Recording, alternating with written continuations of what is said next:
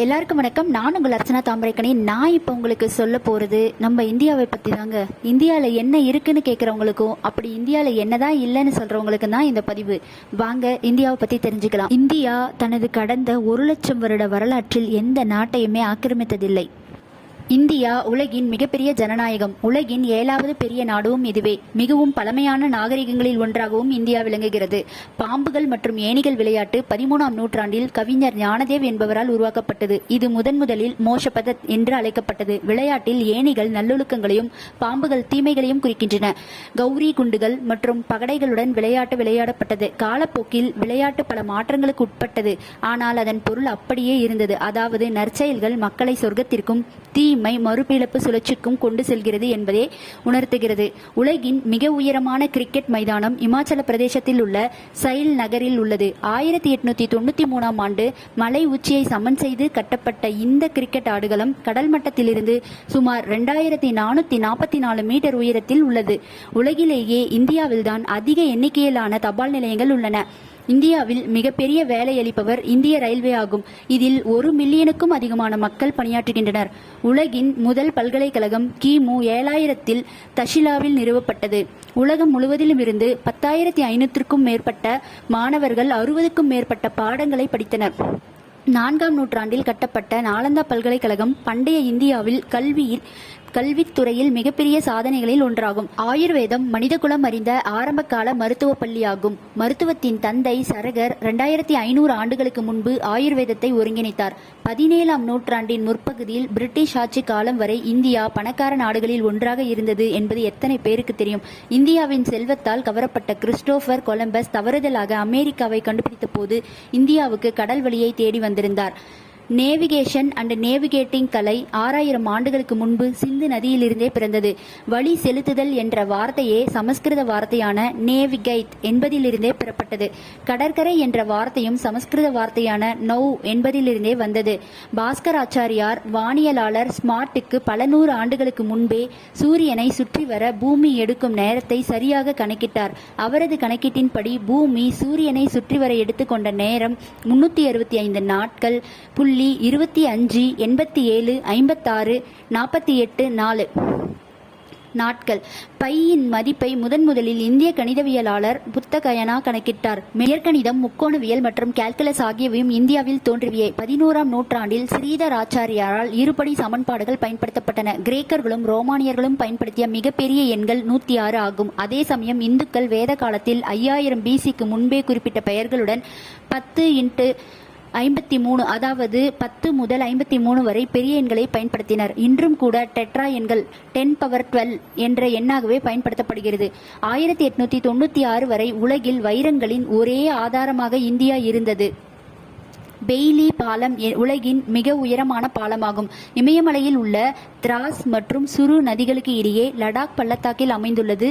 இது ஆகஸ்ட் 1982இல் இந்திய இராணுவத்தால் கட்டப்பட்டது. சுஷ்ருதா அறுவை சிகிச்சையின் தந்தையாக கருதப்படுகிறார். 2600 ஆண்டுகளுக்கு முன்பு சுஷ்ருதா மற்றும் அவரது குழுவினர் கண்புரை, செயற்கை கால்கள் அறுவை சிகிச்சை, எலும்பு முறிவு, சிறுநீர் கற்கள், பிளாஸ்டிக் அறுவை சிகிச்சை மற்றும் மூளை அறுவை சிகிச்சை போன்ற சிக்கலான அறுவை சிகிச்சைகளை மேற்கொண்டனர். பண்டைய இந்திய மருத்துவத்தில் மயக்க மருந்தின் பயன்பாடு நன்கு அறியப்பட்டது. உடற்கூறியல், கருவியல், செரிமானம், வளர்ச்சிதை மாற்றம், உடலியல், நோயியல், மரபியல் மற்றும் நோய் எதிர்ப்பு சக்தி பற்றிய விரிவான அறிவு பல பண்டைய இந்திய நூல்களிலும் காணப்படுகிறது. இந்தியா 90 நாடுகளுக்கு மென்பொருளை ஏற்றுமதி செய்கிறது. இந்தியாவில் பிறந்த 4 மதங்களான இந்து, புத்தம், ஜைனம், சீக்கியம் ஆகிய உலக மக்கள் தொகையில் 25% மக்களால் பின்பற்றப்படுகின்றன. இந்தியாவில் ஜைனமும் புத்தகமும் முறையே கிமு 600 மற்றும் கிமு 500இல் நிறுவப்பட்டன. இஸ்லாம் இந்தியாவின் மற்றும் உலகின் 2வது பெரிய மதமாகும். முஸ்லிம் உலகம் உட்பட வேறு எந்த நாட்டிலும் இல்லாத அளவுக்கு இந்தியாவில் 3 லட்சம் செயலில் உள்ள மசூதிகள் உள்ளன.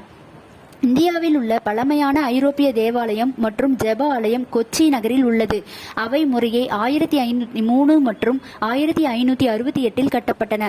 யூதர்கள் மற்றும் கிறிஸ்தவர்கள் இந்தியாவில் முறையே கிமு 200 மற்றும் கிபி 52இல் தொடர்ந்து வாழ்ந்து வருகின்றனர். உலகில் மிகப்பெரிய மத கட்டிடம் அங்கோர் வாட் ஆகும். இது 11ஆம் நூற்றாண்டில் இறுதியில் கட்டப்பட்ட கம்போடியாவில் உள்ள இந்து கோவிலாகும். 10ஆம் நூற்றாண்டில் கட்டப்பட்ட திருப்பதி நகரில் உள்ள விஷ்ணு கோவில் உலகின் மிகப்பெரிய மத யாத்திரை தலமாகும். ரோம் அல்லது மெக்காவை விட பெரியது. சராசரியாக 30,000 பார்வையாளர்கள் ஒவ்வொரு நாளும் 6 பில்லியன் நன்கொடை அளிக்கின்றனர். சீக்கிய மதம் பஞ்சாபில் உள்ள புனித நகரமான அமிர்தசரஸில் தோன்றியது. பொற்கோவிலை கட்டுவதற்கு புகழ்பெற்ற இந்த நகரம் 1577 நிறுவப்பட்டது. பெனாரஸ் என்று அழைக்கப்படும் வாரணாசி கிமு 500 புத்த பெருமான் வருகை தந்தபோது பழங்கால நகரம் என்று அழைக்கப்பட்டது. மேலும் இது இன்று உலகின் மிக பழமையான தொடர்ச்சியான மக்கள் வசிக்கும் நகரமாகவும் உள்ளது. இலங்கை, திபெத், பூட்டான், ஆப்கானிஸ்தான் மற்றும் பங்களாதேஷ் ஆகிய நாடுகளை சேர்ந்த 3 லட்சத்திற்கும் மேற்பட்ட அகதிகளுக்கு, மத மற்றும் அரசியல் துன்புறுத்தலுக்கு தப்பி ஓடியவர்களுக்கு இந்தியா பாதுகாப்பை வழங்குகிறது. திபெத்திய பௌத்தர்களின் நாடு கடத்தப்பட்ட ஆன்மீக தலைவரான அவரது புனித தலாய் லாமா வட இந்தியாவில் உள்ள தர்மசாலாவில் இருந்து நாடு கடத்தப்பட்டு தனது அரசாங்கத்தை நடத்துகிறார். தற்காப்பு கலைகள் முதலில் இந்தியாவில் உருவாக்கப்பட்டன. பின்னர் பௌத்த மிஷனரிகளால் ஆசியாவில் பரவியது. யோகா இந்தியாவில் அதன் தோற்றம் கொண்டது மற்றும் 5000 ஆண்டுகளுக்கும் மேலாக 5000 ஆண்டுகளுக்கு முன்பு பல கலாச்சாரங்கள் நாடோடி வனவாசிகளாக இருந்தபோது இந்தியர்கள் சிந்து பள்ளத்தாக்கில், அதாவது சிந்து சமவெளி நாகரிகம், ஹரப்பா கலாச்சாரத்தை நிறுவினர். இந்தியா என்ற பெயர் சிந்து நதியிலிருந்து பெறப்பட்டது. பள்ளத்தாக்குகள் ஆரம்ப கால குடியேற்றவாசிகளின் இல்லமாக இருந்தது. ஆரிய வழிபாட்டாளர்கள் சிந்து நதியை சிந்து என்று அழைத்தனர். பாரசீக படையெடுப்பாளர்கள் அதை இந்துவாக மாற்றினர். இந்துஸ்தான் என்ற பெயர் இந்துவையும் இணைத்து இந்துக்களின் நிலத்தை குறித்தது. அது மட்டுமில்லைங்க, சதுரங்கம் இந்தியாவில் கண்டுபிடிக்கப்பட்டது. இயற்கணிதம், முக்கோணவியல், கால்குலஸ் ஆகியவை இந்தியாவில் தோன்றிய ஆய்வுகளே. கிமு 100 இந்தியாவில் இடமதிப்பு அமைப்பு மற்றும் தசம அமைப்பு உருவாக்கப்பட்டது. உலகின் முதல் கிரானைட் கோவில் தமிழ்நாட்டில் தஞ்சாவூரில் உள்ள பிரகதீஸ்வரர் கோவிலே ஆகும். கோவிலின் சிகரம் 80 டன் எடையுள்ள கிரானைட் கற்களால் ஆனது. ராஜராஜ சோழன் ஆட்சி காலத்தில் கிபி 1004 முதல் கிபி 1009க்கு இடைப்பட்ட காலத்தில் வெறும் 5 ஆண்டுகளில் இந்த அற்புதமான கோவில் கட்டப்பட்டது என்பது உண்மை. பொருள், ஏற்றுமதி, இறக்குமதி, விஞ்ஞானம், அறிவியல், கணிதம், இப்படி கலாச்சாரம், இந்த மாதிரி எல்லா விஷயத்திலையும் இந்தியா முன்னோடியதா. இதையேதான் இசை KV மகாதேவன் பாடியவர் TM சௌந்தரராஜன் அவர்கள். என்ன வளம் இல்லை இந்த திருநாட்டில், ஏன் கையை ஏந்த வேண்டும் வெளிநாட்டில், ஒழுங்காய் பாடுபடு வயல் காட்டில், உயரும் உன்மதிப்பு அயல் நாட்டில் அப்படின்னு அப்பவே பாடிட்டாங்க. இப்ப சொல்லுங்க, இந்தியாவில் என்ன இல்லை?